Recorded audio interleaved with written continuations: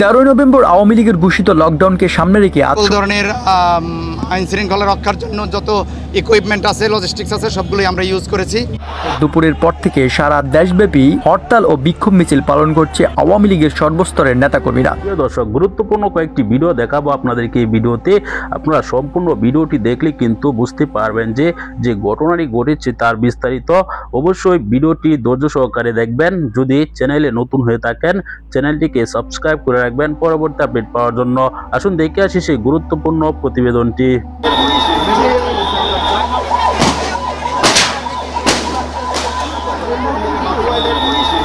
বাঘে সংঘর্ষ, থেমে থেমে এই সংঘর্ষ চলে প্রায় 2 ঘন্টা। এ সময় কয়েকটি বাসে অগ্নিকাণ্ডের ঘটনা ঘটে।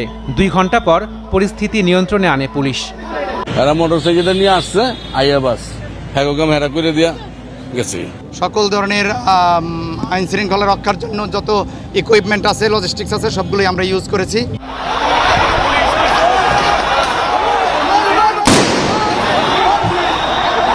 যেখানে আওয়ামী লীগ শান্তিপূর্ণ লকডাউন কর্মসূচি দিয়েছে যাতে সবাই তাদের অবস্থান থেকে, সাধারণ নাগরিকরা তাদের অবস্থান থেকে কর্মবিরতি এবং এই সরকারের প্রহসনের বিরুদ্ধে প্রতিবাদ জানায়, সেটাকে সহিংস পন্থায় দমন করার জন্য ইউনূস সরকার কাজ করছে। যে বাড়ি বাড়ি গিয়ে আওয়ামী লীগের নেতা কর্মীদের গ্রেপ্তার করে নিয়ে আসা হচ্ছে যাতে আন্দোলন দমানো যায়।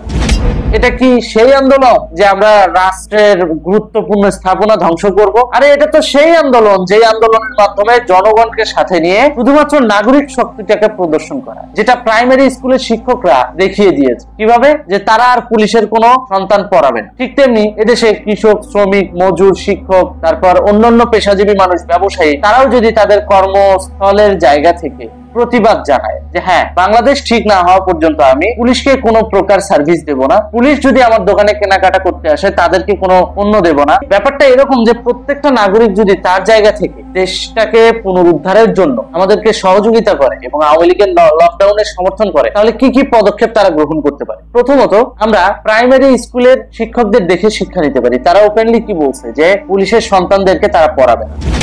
ঠিক তেমনি মুদি দোকানদার যদি বলে আমি পুলিশের কাছে খরচ বিক্রি করবো, ঠিক কাপড়ের দোকানদার যদি বলে যে আমি পুলিশের কাছে কাপড় বিক্রি করবো, ঠিক একই ভাবে যদি মাংসের দোকানদার বলে আমি পুলিশের কাছে মাংস বিক্রি করবো না, যদি মাছওয়ালা বলে আমি পুলিশের কাছে মাছ বিক্রি করবো, শুধু পুলিশ না, পুলিশ, সেনাবাহিনী সহ আইন শৃঙ্খলা বাহিনী, কারোর কাছে আমরা কোনো পণ্য বিক্রি করবো, কয়দিন না খেয়ে থাকবে তারা? জনগণের শক্তি কিন্তু ওই যে রাজপথে যে মারামারি করার না। আওয়ামী লীগ এই শান্তিপূর্ণ লকডাউন কর্মসূচিটা দিয়েছে এবং গতকালকে সজীব ওয়াজেদ জয় লাইভে এসে এটারই ইঙ্গিত দিছে যে আপনারা নাগরিকরা যে যার অবস্থান থেকে বাংলাদেশ পুনরুদ্ধারে সহযোগিতা করবে, এটাই সেটার ইঙ্গিত। আর এই বলদেরা ভাইবা বসে আছে কি আমরা রাষ্ট্রীয় স্থাপনা ধ্বংস করব, এই করব, সেই করব, এই জিনিসটাকে এস্টাবলিশ করবে। আরে বোকা, যে জিনিস আমরা তিল তিল করে বিদেশ থেকে লোন এনে কষ্ট করে আমরা বানাইছি সেগুলো আমরা ভাঙবো, সেগুলোতে আমরা ককটেল দেবো, আমরা বোকা, আমাদের সাজানো সংসার আমরা নষ্ট করব, সেটা তোদের দ্বারাই সম্ভব। যেটা জুলাই আন্দোলনে তোরা দেখিয়েছিস মেট্রো রেলে আগুন দিয়ে, সেটা তোদের দ্বারা সম্ভব, আমাদের দ্বারা সম্ভব না। সুতরাং আমরা জনগণের মাধ্যমে যেটা করব সেটা গণতান্ত্রিক উপায়েই করব।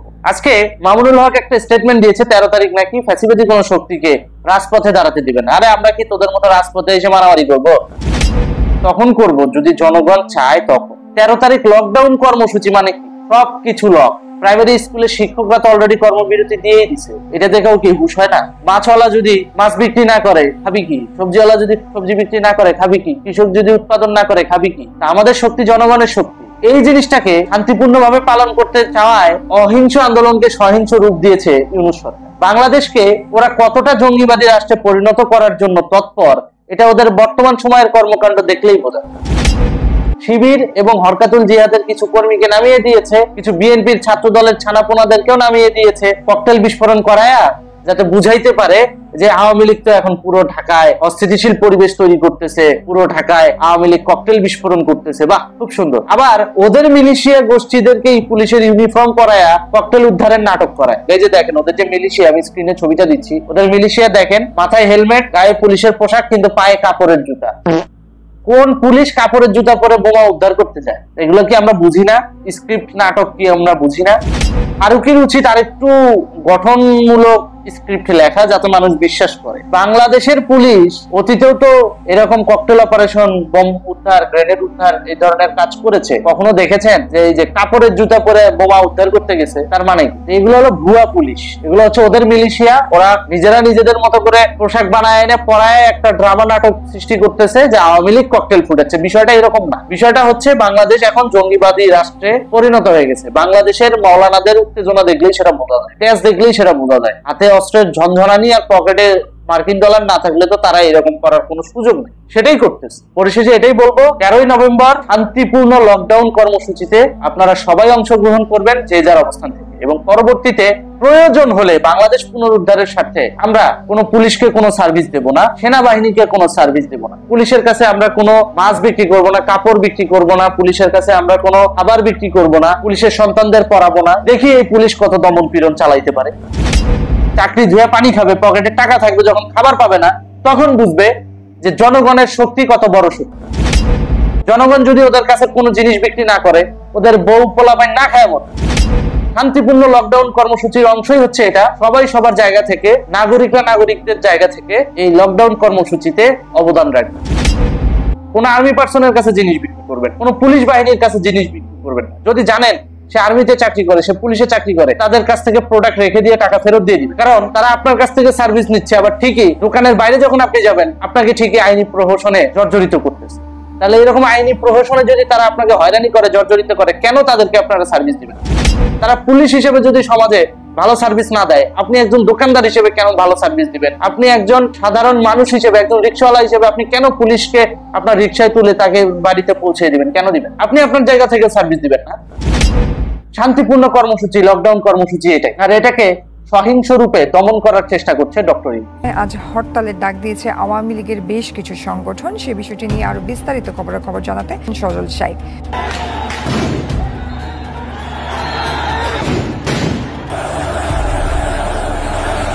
13ই নভেম্বর আওয়ামী লীগের ঘোষিত লকডাউনকে সামনে রেখে আজ সোমবার 11ই নভেম্বর দুপুরের পর থেকে সারা দেশব্যাপী হরতাল ও বিক্ষোভ মিছিল পালন করছে আওয়ামী লীগের সর্বস্তরের নেতাকর্মীরা।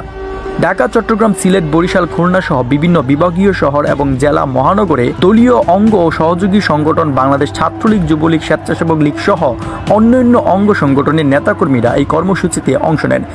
এইমাত্র আমি খবর নিলাম, ঢাকায় শাহবাগে আন্দোলন করছিল, সেখানে তারা গুলি চালিয়েছে, 19 জন গুলিবিদ্ধ আহত। দলীয় নেতাকর্মীদের দাবি 13ই নভেম্বরের লকডাউন সফল করতে আগাম প্রস্তুতিমূলক শক্তি প্রদর্শন হিসেবে আজকের হরতাল পালিত হচ্ছে। তারা জানান, ইউনূস সরকারের প্রতি এটি সতর্কবার্তা। আওয়ামী লীগ মাঠে আছে, মাঠেই থাকবে। কোনো অবস্থাতেই দমন পীড়নের মাধ্যমে জনগণের অধিকার কেড়ে নেওয়া যাবে না।